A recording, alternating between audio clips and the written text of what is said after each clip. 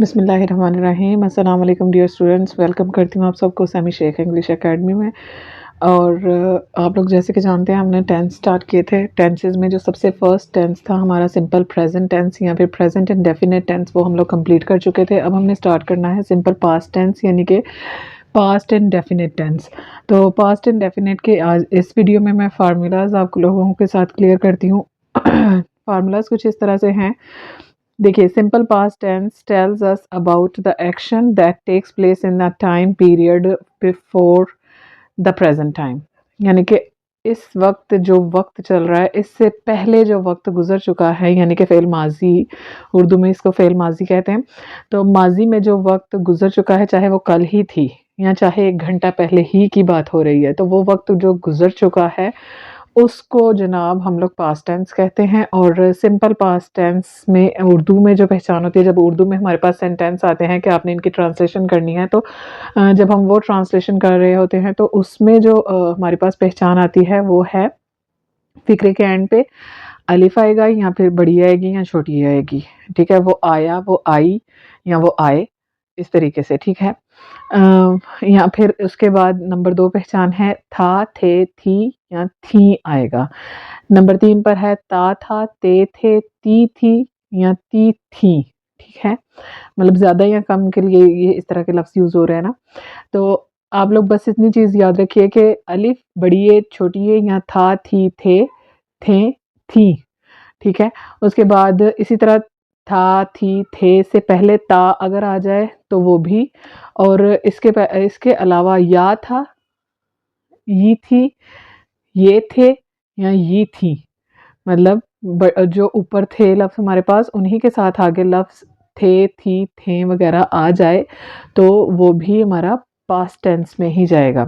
ठीक है, तो ये हो गई हमारी उर्दू में पहचान। अब हम इसके जो फार्मूलाज़ हैं या पैटर्न जिस तरीके से बनेगा वो चेक कर लेते हैं। तो जब हमारे पास ट्रांसलेशन के लिए ये सेंटेंस आएँगे तो हमने उसको किस तरीके से कंस्ट्रक्ट करना है। ज़ाहिर-सी बात है वोकैब्युलरी में से आपको लफ्ज़ पता होते हैं। जिन लोगों ने मेरी पिछली वीडियो देख ली है उन लोगों को समझ में आ रही होगी मेरी बात कि क्योंकि मैंने जो प्रैक्टिस के सेंटेंसेस करवाए हैं जिस वीडियो में वो भी आप लोग चेक कर लीजिएगा। अगर नहीं देखी है आपने तो उसमें भी आपको काफ़ी हद तक इस चीज़ की समझ आ जाएगी कि जब हमारे पास वोकैब्युलरी होती है तो हम उसको फिर किस तरीके से किस-किस लफ्ज़ को कहाँ-कहाँ रखना है, ये कहलाता है इसका फ़ॉर्मूला या पैटर्न, जो जुमला बनाने के लिए हमें चाहिए होता है।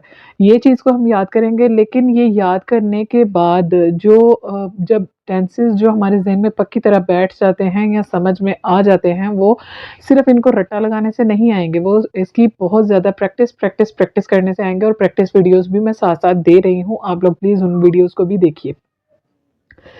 तो फ़ॉर्मूलाज़ कुछ इस तरह से हैं कि सिंपल जो सेंटेंस है हमारे पास अफ़र्मेटिव जिसको लिखा हुआ है, सिंपल बिल्कुल सादा-सा सेंटेंस जो है उसके लिए हमें क्या करना है, सब्जेक्ट सबसे पहले रखना है, फिर उसके बाद वर्ब की पास्ट फॉर्म, यहाँ पास्ट फॉर्म लिखा हुआ है, सेकंड फॉर्म। ठीक है, वर्ब की पास्ट फॉर्म यानी कि सेकंड फॉर्म।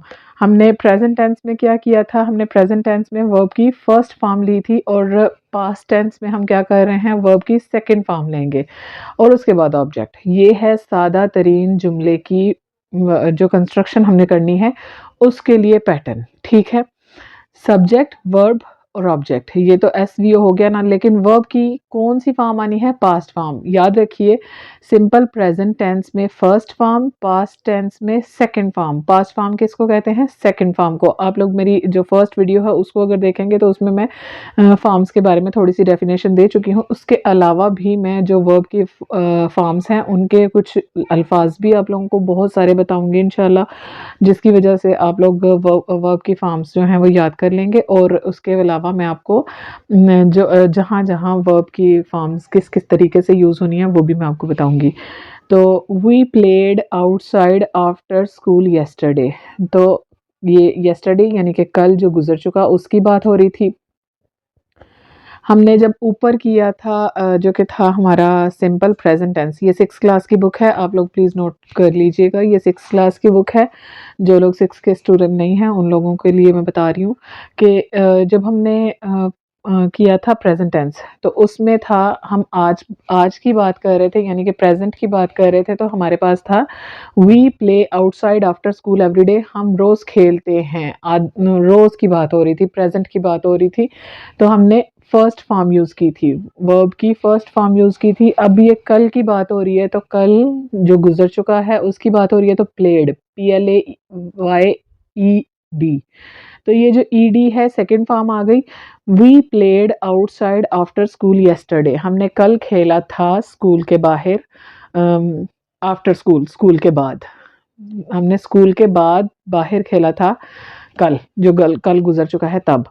फिर नेगेटिव सेंटेंसेस में क्या होगा, सब्जेक्ट वहीं पर रहेगा, उसके बाद डिड नॉट, ऊपर बता चुकी हूँ कि डू नॉट या फिर डज नॉट आएगा, लेकिन यहाँ पर डिड नॉट ही आना है, क्योंकि ये सेकंड फॉर्म है वर्ब की, डू डिड डन, ठीक है। इस तरीके से फॉर्म्स होती हैं, do first form, did second form और डन थर्ड फॉर्म होती है। तो ये रही हमारी सेकंड फॉर्म, तो सेकंड फॉर्म आ जाएगी वर्ब की। अब जब वर्ब की सेकंड फॉर्म आ गई है, तो यहाँ पर वर्ब की फर्स्ट फॉर्म आएगी। यहाँ डू में सेकंड फॉर्म आ चुकी है, तो यहाँ पर सेकंड फॉर्म नहीं आएगी, यहाँ पर फर्स्ट फॉर्म ही आएगी। तो सब्जेक्ट डिड नॉट, फिर आगे वर्ब की फर्स्ट फॉर्म और आगे ऑब्जेक्ट, ठीक है। सेम ही रहेगा, लेकिन क्या हुआ कि यहाँ पर डिड लगने की वजह से डिड में आ गई सेकंड फॉर्म, तो इस वजह से हमारी जो यहाँ पर पास्ट फॉर्म आ रही थी वो अब प्रेजेंट फॉर्म में चेंज हो जाएगी। तो we did not play outside after school yesterday, हम नहीं खेले थे कल स्कूल के बाहर, छुट्टी होने के बाद कह लीजिए या फिर स्कूल खत्म होने के बाद कह लीजिए, ठीक है। इसके बाद हमारा जो नेक्स्ट है वो है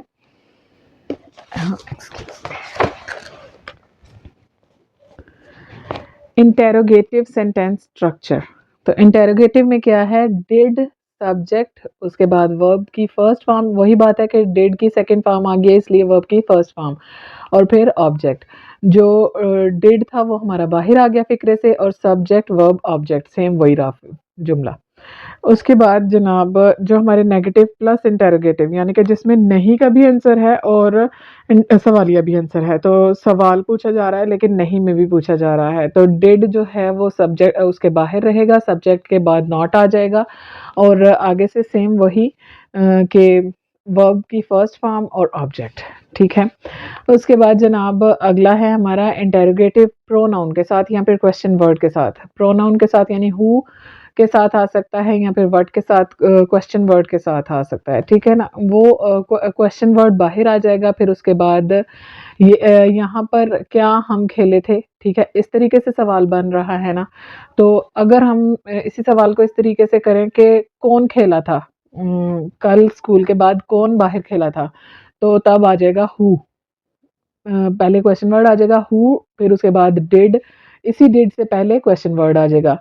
तो अगर इसके अलावा क्या खेले थे, यानी कि कौन सा खेल खेले थे, तो व्हाट भी आ सकता है, वो क्वेश्चन वर्ड में आएगा, तो व्हाट डिड वी प्ले, या कुछ भी वो आगे जो सब्जेक्ट होगा वो वाला।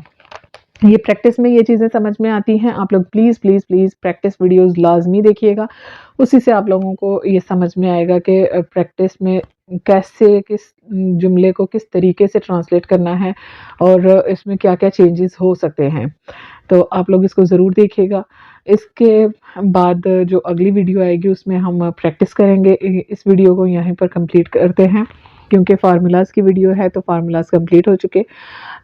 इससे अगली जो वीडियो होगी उसमें हम लोग प्रैक्टिस करेंगे और आप लोग ज़रूर देखेंगे, मुझे पूरा यकीन है। और दूसरों से भी, अगर आपको मेरी वीडियोस अच्छी लग रही हैं तो आप प्लीज़ प्लीज़ खुद भी मेरे चैनल को सब्सक्राइब कीजिए और दूसरे लोगों से भी कहिए, अपने क्लास फेलोज़ से, अपने कज़िन्स वगैरह से, सबसे कहिए कि वो मेरे चैनल को विज़िट करें और सब्सक्राइब करें, ताकि मैं आपकी हेल्प करती रहूँ और आप लोग मेरी हेल्प कर सकें इस तरीके से। बहुत शुक्रिया आप लोगों का, आपने मेरी वीडियो को देखा। अपना बहुत ख़याल रखिएगा। अल्लाह हाफ़िज़।